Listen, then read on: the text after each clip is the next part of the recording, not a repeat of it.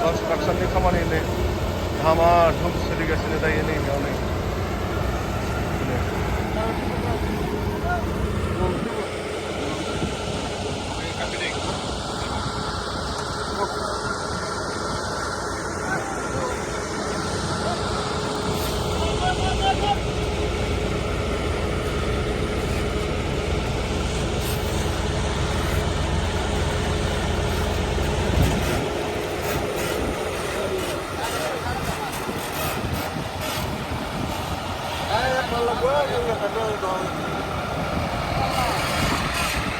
Hello लोगोफोर बरायलायबाय मोनसे गोदान ब्लगाव नोंथांमोन बयखौबो आङो दिनै नोंथांमोननि थाखाय मोनसे ब्लग लाबोनो हास्थायदों लोगोफोर दिनैनि बे ब्लगानो जागोन आङो मा होनना बुङो भैरबकुन्दआव दंफैयो आरोना लोगोफोर बे भैरबकुन्दआवनो आं मोनसे ब्लग खालामनो थाखाय दायो हास्थायबाय लोगोफोर बे ब्लगानो जागोन जोंहा जि आसाम सरकारनि जि मावथांखि बेफोरखौ लानानै आसाम सरकारा मोनसे नैबेयाव मोनसे गिदिर प्रजेक्ट मावफुंबाय थादों बेखौ आङो दिन्थिलांनो नाजागोन नोंथांमोना नायलांबाय थादों आरोना लोगोफोर बे मा स्किम आङो बेखौबो नोंथांमोननो दिन्थिगोन आरोना दे अब्ला लोगोफोर नायलांबाय था आंजों फैफादों लोगोसे थांनाय बोसोरो नैबेखौ बिथां हेमन्त बिश्व शर्मा बिथाङा नैबेयाव फैनानै बेखौ इन'ग्रेसन खालामफैदोंमोन बेनिफ्राय नैबेयो जोंहा फैबाय मार्च दाननि 11 तारिखआव बियो आरो मा होनना बुंगोन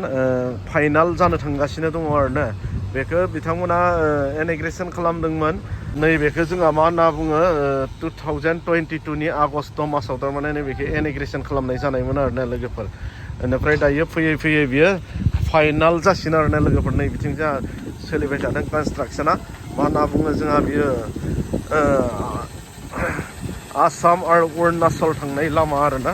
नैबेयाव दायो गोदानै बनायबाय थादों एकदम ओरैबायदि स्पिडआव बनायदों बिथांमोना लामाखौ साननानै नायदो नै लोगोफोर ओरैबायदि स्पिडआव बनायदों नोंथांमोना गोबाङा मिथिखायो आंनि लोगोफोरा बे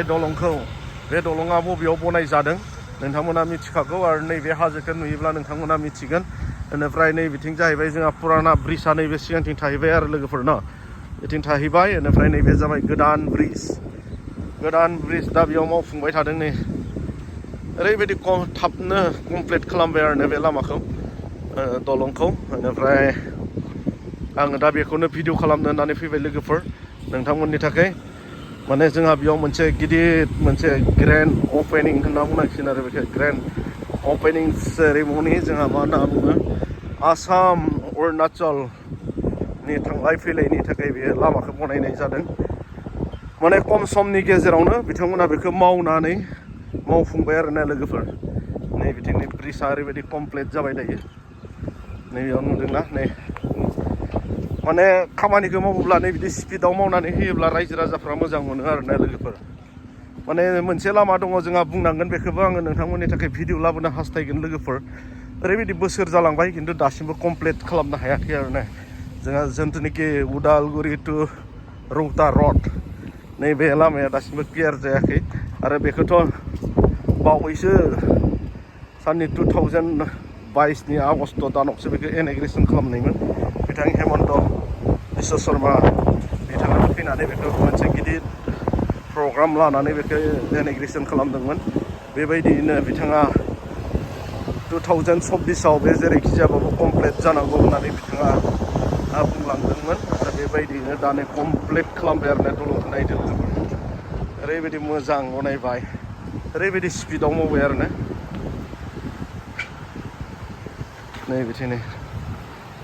गोदान लामा बेयो लोगोफोर गोदान दलं आरो बे दलंजों जोङो थांलाय फैलाय खालामनो मोनसिगोन जोंहा फैबाय थानाय जि मार्च दाननि 11 तारिखआवनो बे दलङा इन'ग्रेसन खालामजागोन बेयाव गोबां आसामनि लिडार आरो जोंनि बिटिआरनि लिडार दैदेनगिरिफोरा बेयाव फैनानै बाहागो लाफैगोन आरोना नायदो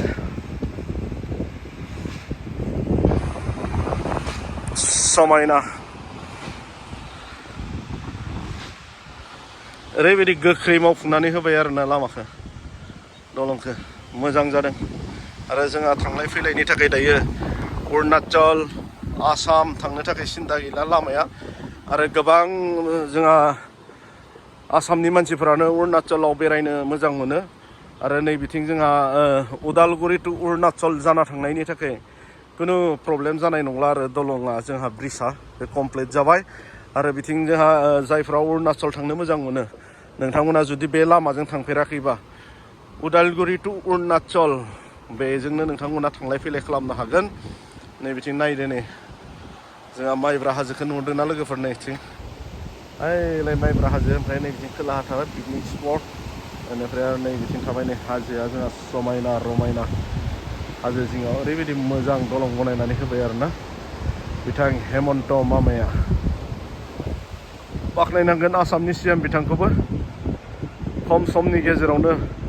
बे दालांखौ कमप्लिट खालामना होबाय नै जोंहा नै बिथिं लोगोफोर दङ आंजों जोङो साथामजोंनो फैबाय आरो बेयाव दान्दिसे फैनानै भिडिअ खालामफैबाय आरो नै बिदिनो लोगोफोर दे लोगोफोर आङो दिन्थिलांबाय थागोन बिदिनो नोंथांमोननो नायलांबाय था आरोना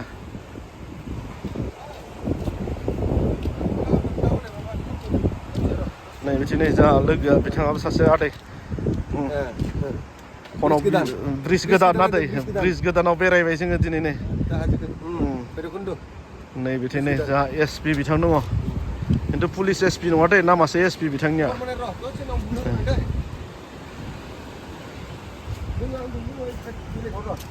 बेयावनो दसे जोङो माने बे ब्रिजखौनो भिडिअ खालामनो होननानै फैनाय जाबाय आरो आंनो लोगोफोर नोंथांमोनाबो बाहागो लाफैनो हागोन नैबे फैबाय थानाय मार्च दाननि 11 तारिखआव बेयाव मोनसे ग्रेन्ड अपेनिं थारमाने सेरेमनि बे लामा बे दलं बेखेवनाय बे हाबाफारिया जानो थांगासिनो आं सिगाङाव बुंबोखाबाय जोंहा बे हाबाफारियाव सोर सोर बाहागो लाफैगोन नोंथांमोननो फोरमायबोखाबाय आरो नोंथांमोनाबो जुदि सम दङब्ला सम मोनोब्ला इन्टारेस्टेडब्ला बै सानखालि नोंथांमोनाबो फैनानै बाहागो लाफैनो हागोन आरो ना लोगोफोर बिथिं नायदो नै बिथिं समायना हाजो अरुणाचल हाजो दै नै बियो नै बिथिं जाहैबाय अरुणाचल थांबाय जा नै बिथिं जाहैबाय पुराना ब्रिजआ नै बिथिं थाबाय नै लोगोफोर नैथिं नै नुदों दा ना लोगोफोर पुराना ब्रिजआ बिथिं थाबाय जोंहा बेनिफ्राय आरो नै बिथिं खोलाहा थाहैबाय नै बिथिं जाहैबाय खोलाहा नै बियो जाहैबाय जोंहा मा होनना बुङो पिकनिक स्पट जाहैबाय आरो बिथिं ना लोगोफोर दे अब्ला लोगोफोर नायलांबाय था आङो बिदिनो दिन्थिलांबाय थागोन नोंथांमोननो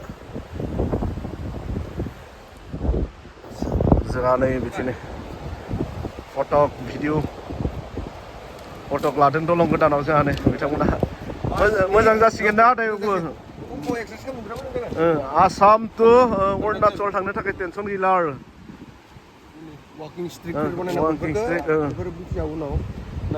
नायदो माबायदि जायो ना बियो मथा मथि 400 जागोन नामा 400 मिटारसो पस्टआव आं मोजां नायनाय जायासै बेसेबां मिटारमोन दे अब्ला लोगोफोर आङो दिन्थिलांबाय थागोन नायलांबाय था बिदिनो नोंथांमोना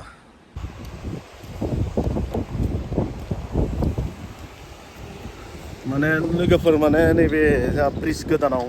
दसे टाइम पास खालामहैबाय आरो जोङो ना बेनिफ्राय आरो बिदिनो माखासे भिडिअ नोंथांमोननो दिन्थिलांगोन आं लोगोफोर नायलांबाय था आरोना दायो गोदान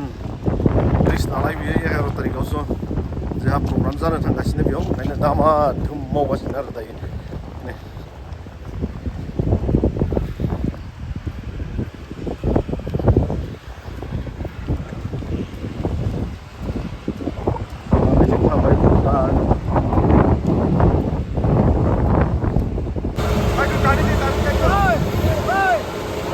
कनस्ट्राक्शननि खामानि नै धामा धुम सोलिगासिनो दायो नैबेयाव नै